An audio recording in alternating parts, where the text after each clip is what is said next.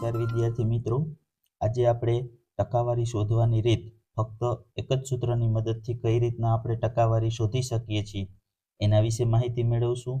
પછી તો કે તમને કોલેજની માર્કશીટ આપેલી હોય એ કોલેજની માર્કશીટમાં કઈ રીતના ટકા કાઢવા એના વિશે માહિતી મેળવશું।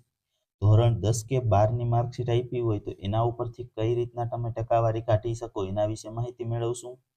તથા તમને જો કોઈ પરીક્ષાની અંદર ટેસ્ટ લીધેલી હોય તો એ ટેસ્ટના માર્ક ઉપરથી કઈ રીતના ટકા કાઢવા એના વિશેની માહિતી મેળવશું। તો આપણે ખૂબ જ અગત્યની માહિતી આજે મેળવવાના છીએ, તો અંત સુધી વિડીયો નિહાળજો। અને હા, જો તમને વિડીયો સારો લાગે તો વિડીયોને લાઈક કરજો અને આપણી ચેનલને સબસ્ક્રાઇબ કરી લેજો, જેથી કરીને તમને અવનવા વિડીયો છે એ સૌપ્રથમ મળતા રહે। તો ચાલો આપણે જોઈએ। તો ટકાવારી શોધવા માટેનું મિત્રો એક સૂત્ર છે, અને એ સૂત્ર કયું છે તો કે ટકાવારી કાઢવાનું સૂત્ર તો મેળવેલા ગુણ ગુણ્યા 100 ભાગ્યા કુલ ગુણ। તમારે કોઈ પણ માર્કશીટમાં ટકા કાઢવાના હોય તો આપણે આ એક સૂત્ર યાદ રાખી લેવાનું છે। ટકા એટલે શું તો કે મેળવેલા ગુણ એને ગુણ્યા 100 કરી દેવાના અને ભાગ્યા કુલ ગુણ કરી દેવાના, એટલે તમને કોઈ પણ માર્કશીટમાંથી ટકાવારી છે એ મળી જાય છે। ચાલો આપણે એક ઉદાહરણ જોઈએ। એક કોલેજની માર્કશીટ કઈ રીતના લખેલા હોય અને એની ટકાવારી કઈ રીતના કાઢવી। તો કે એક વિદ્યાર્થીને કોલેજમાં 3000 માર્ક્સમાંથી 2400 માર્ક્સ મળેલ છે, તો એમની ટકાવારી શોધો। તો જો મિત્રો આપણે જોઈએ કે આ રીતના તમને પણ કુલ ગુણ કોલેજની માર્કશીટમાં આપેલા હોય છે અને મેળવેલા ગુણ આપેલા હોય છે, તો ટકાવારી કઈ રીતના કાઢવી તો ચાલો જોઈએ। તો સૌપ્રથમ તો આપણે ટકાવારી કાઢવા માટે એનું સૂત્ર લખવાનું। ટકા એટલે શું, આપણે હમણાં જ સૂત્ર જોયું હતું, મેળવેલા ગુણ ગુણ્યા 100 ભાગ્યા કુલ ગુણ। આ સૂત્ર લખી અને કિંમત મૂકી દેવાની એટલે આપણને ખબર પડે। તો અહીં આપણે મેળવીએ, મેળવેલા ગુણ છે એ કેટલા છે તો કે 2400 મેળવેલા ગુણ છે, તો 2400। ત્યારબાદ આપણે જોઈએ તો કે કુલ ગુણ કેટલા છે મિત્રો તો કે કુલ ગુણ આપણને આપેલા છે 3000, તો આપણે અહીંયા છેદમાં 3000 લખી દઈએ અને એને ગુણ્યા કેટલા કરી નાખવાના છે 100।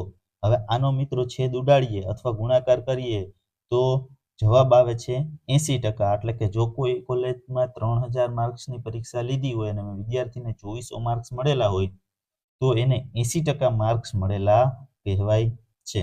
એક બીજું ઉદાહરણ જોઈએ કે કોઈ પણ ધોરણ 10 કે 12 ની માર્કશીટ હોય એની અંદર તમને માર્ક્સ આપેલા હોય તો કઈ રીતના ટકાવારી ગણાય। તો ચાલો આપણે એક ઉદાહરણ બીજું જોઈએ કે એક વિદ્યાર્થીને ધોરણ 12 માં 700 માર્ક્સમાંથી 630 માર્ક્સ મળેલ છે, તો એમની ટકાવારી શોધો। ધોરણ 12 ની અંદર 700 માર્કનું પેપર છે, એમાં કેટલા માર્ક્સ મળેલા છે 630, તો ટકાવારી શોધીએ।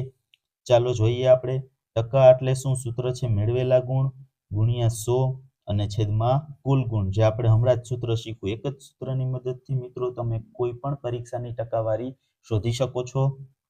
તો ચાલો જોઈએ આપણે મેળવેલા ગુણ કેટલા છે તો કે 630, એને ગુણ્યા 100 અને ભાગ્યા 700 એટલે કે 90%। છેદ ઉડાડો એટલે જવાબ આવે છે 90% આવે છે, એટલે આ વિદ્યાર્થી છે એને 90% માર્ક્સ મળેલા છે। તો બસ મિત્રો, આ જ રીતના તમે ટકાવારી શોધી શકો છો, અને એ પણ ફક્ત એક જ સૂત્રની મદદથી તમે શોધી શકો છો। જો વિડીયો ગમ્યો હોય તો વિડીયોને લાઈક કરજો, અને હા, આજે તમને એક હોમવર્કમાં દાખલો આપું છું જેનો જવાબ તમારે કોમેન્ટની અંદર આપવાનો છે। એક વિદ્યાર્થીને ટેસ્ટમાં કુલ ગુણ 50 માંથી એને મેળવેલા ગુણ છે એ 30 છે, તો એમની ટકાવારી શોધો। આ દાખલો છે મિત્રો તમારે હોમવર્કની અંદર ગણીને લઈ આવવાનો છે કે કોઈ વિદ્યાર્થીને કુલ 50 માર્કની ટેસ્ટમાંથી 30 માર્ક્સ મળેલા છે, તો એની ટકાવારી શોધો। કોમેન્ટની અંદર મિત્રો આ દાખલાનો જવાબ આપજો, જેથી મને ખબર પડે કે તમને રીત સમજાઈ ગઈ છે।